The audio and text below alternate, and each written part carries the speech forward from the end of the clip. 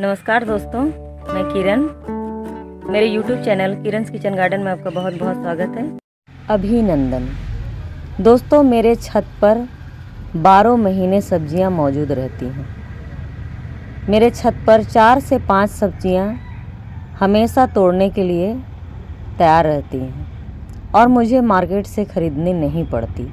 तो सब्जियों को मैं इस प्रकार से लगाती हूँ कि हमेशा ही कुछ न कुछ मेरी छत पर सब्जियां तैयार रहती हैं।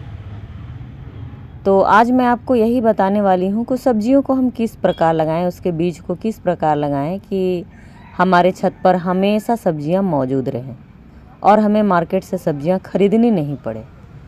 तो दोस्तों, कुछ तरीके होते हैं, अगर उन तरीक़ों से बीज को लगाया जाए तो 12 महीने सब्जियां छत पर मौजूद रहती हैं। यहाँ लगा रखी है भिंडी, और भिंडी को लगाया था मैंने 3 जुलाई को, और 4 सितंबर को मैंने इसकी पहली हार्वेस्टिंग ली।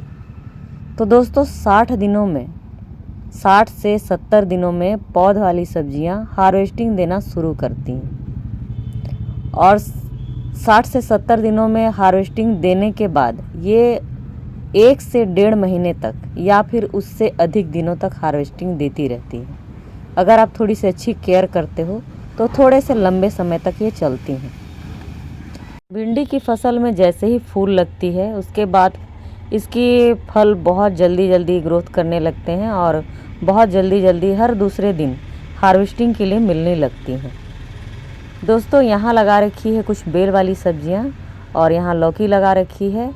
और बेल वाली सब्जियाँ, जितनी भी बेल वाली सब्जियाँ होती हैं वो 40 से 45 दिनों में हार्वेस्टिंग दे देती हैं। तोरी उससे भी जल्दी तैयार होती है। लौकी मुझे 45 दिनों में हार्वेस्टिंग के लिए मिली, और यहाँ दूसरी फसल इसकी तैयार हो रही है। तो जितनी भी बेल वाली सब्जियाँ होती हैं वो 40 से 45 दिनों में हार्वेस्टिंग देना शुरू करती हैं। उसके बाद इसकी बेल 2 से 2.5 महीने तक चलती हैं, और थोड़ी सी अच्छी केयर करो तो वो और लंबे समय तक चलती हैं। दोस्तों, हम कंटेनर गार्डनिंग करते हैं तो बहुत लंबे समय तक फ्रूटिंग की उम्मीद हम नहीं करते हैं। तो बेल वाली सब्जियां छत पर जब हम कंटेनर में लगाते हैं तो 1 से 1.5 महीने तक बहुत अच्छे से फल देती हैं। 1.5 से 2 महीने के अंदर हमारे गार्डन में बारिश की सारी सब्जियों के बेल और पौध समाप्त हो जाएगी। सारी सब्जियां जो हैं ख़त्म हो जाएगी, तो हमारे गार्डन में एक भी सब्जियां तोड़ने के लिए मौजूद नहीं होंगी। तो दोस्तों, हमें इसी बात का ख्याल रखकर कुछ बीजों को इस प्रकार लगाना है कि हमारे गार्डन में सब्जियां हमेशा मौजूद रहे। तो इस बेल को ख़त्म होने से पहले, इन पौध वाली सब्जियां, इन बेल वाली सब्जियों के ख़त्म होने से पहले हमें नई बीज डालने हैं। तो मैं कुछ नए बीज डालने वाली हूँ, उन्हीं पौधों के जिन्हें मेरी फैमिली पसंद करती है। अब हम सभी बीजों को, जितनी भी बारिश के बीज होते हैं, बारिश के सब्जियां होती हैं, उनके बीज हम नहीं लगा सकते। तो उन्हीं बीजों को हमें फिर से लगाना है जिसे हमारी फैमिली पसंद करती है, जिसे विशेषकर बच्चे पसंद करते हैं।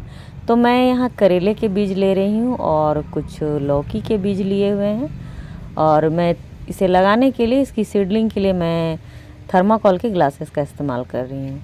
और जहाँ मुझे अभी करेले लगाने हैं वो जगह खाली नहीं है, इसलिए मैं अभी ग्लासेस में इसकी सीडलिंग कर रही हूँ। फिर मैं जब जैसे पौध तैयार होगी मैं उससे शिफ्ट कर दूँगी।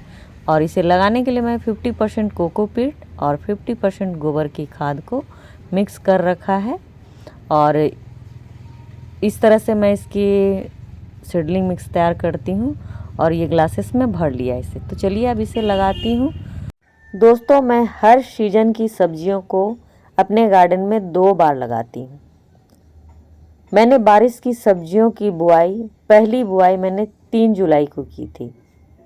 3, 4, 5 के डेट में मैंने बारिश की सब्जियां लगाई थी, और 4 सितंबर को उनकी पहली हार्वेस्टिंग मैंने आप सबों को दिखाई। तो दोस्तों, 60 से 70 दिनों में पहली हार्वेस्टिंग हो गई है, और ये सब्जियां मुझे अभी 1.5 से 2 महीने तक मिलेंगी। और जैसे ही पहली हार्वेस्टिंग हुई है, मैंने फिर से एक बार बारिश की सब्जियों के बीज को लगा रही हूँ। ऐसा करने से क्या होगा कि बारिश की जो पहली फसल मैंने लगाई है वो 1.5 महीने तक चलेगी, 2 महीने तक चलेगी।